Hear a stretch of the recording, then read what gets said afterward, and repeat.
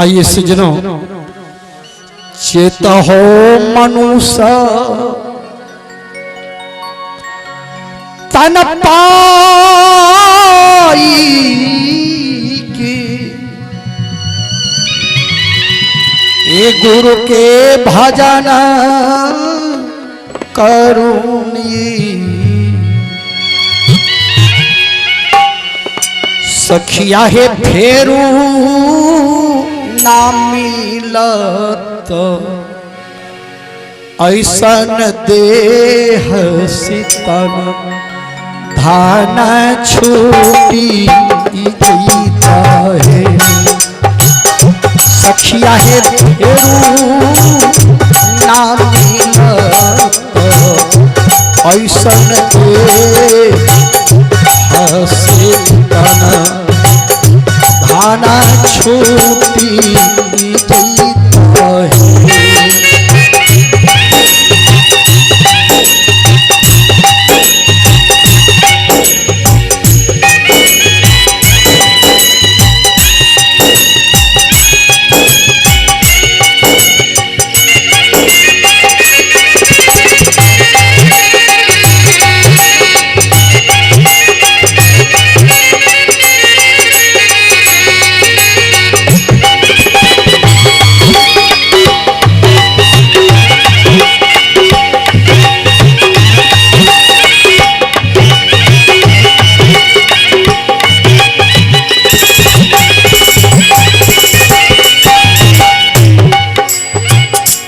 पांच ही तत्व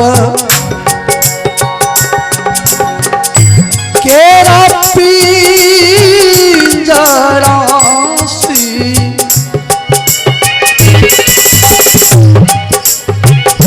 अति सुहावन लागे नहीं पांच ही तत्व केरा पिंजरासी अति सुहावन लागन है सखिया है नाखा सीख लपिका से हंसा बिना न कोई नहीं राखी है सखिया है नाखा सीख लपिका से हंसा बिना न कोई नहीं राखी है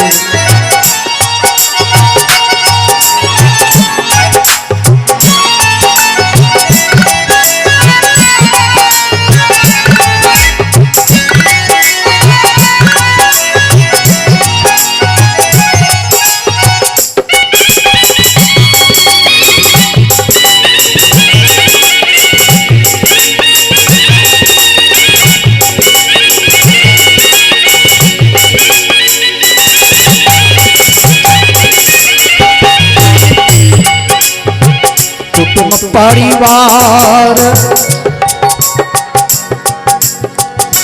तोर तुसा माना हुई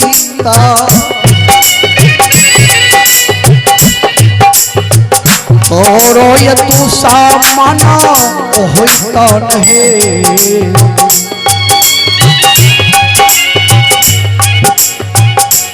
सखिया है खोली ले तो कौन होके सोना माँ से सुतर ताना लगता है सखिया है खोली ले तो कौन होके सोना माँ से सुतर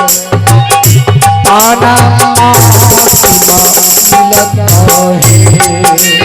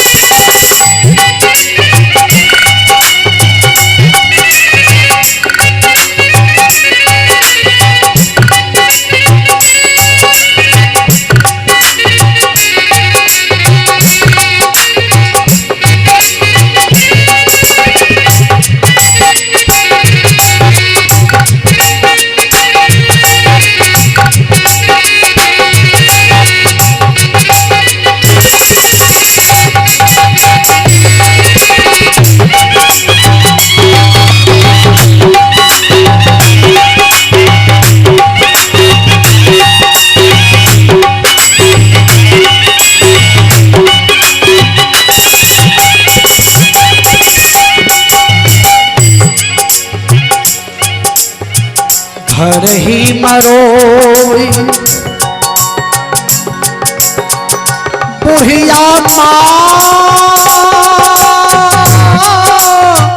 इसी नारी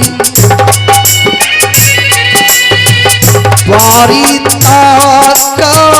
अरोवई नहीं, घर ही मरोई बुढ़िया इसी नारी द्वारी तक अरोवई नहीं। सखिया है भैया अरोवई सन खाओ से तन जारी घर है। सखिया है भैया अरोवई सन खाओ से तन जारी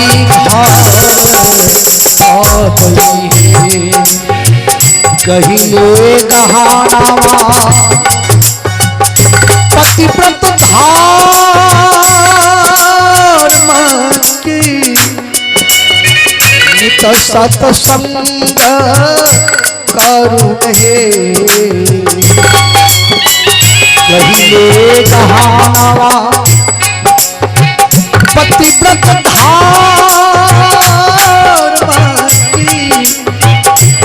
सत्संग करुण है। सखिया है ये हो कहना दी का संग साथ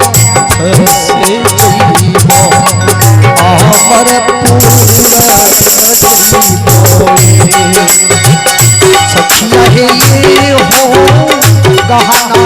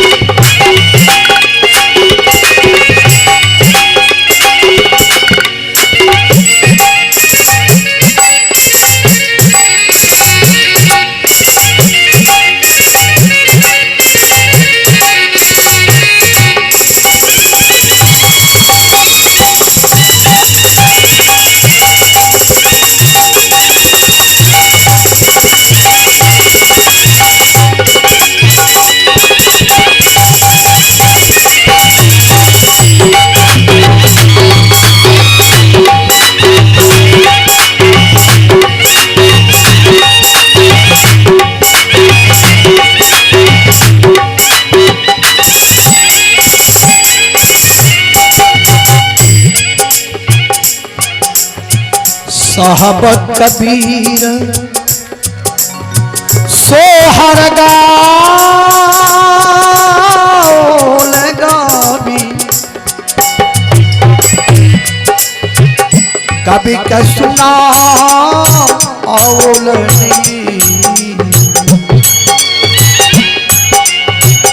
साहब कबीर सोहर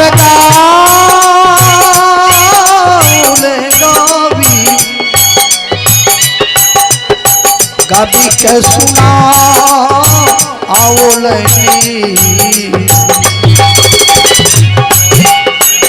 ललनार फेरू नामानुष अवतार से गुरु गुरु के भजन करूए ललनार फेरू अवतार गुरु के भजन करूए।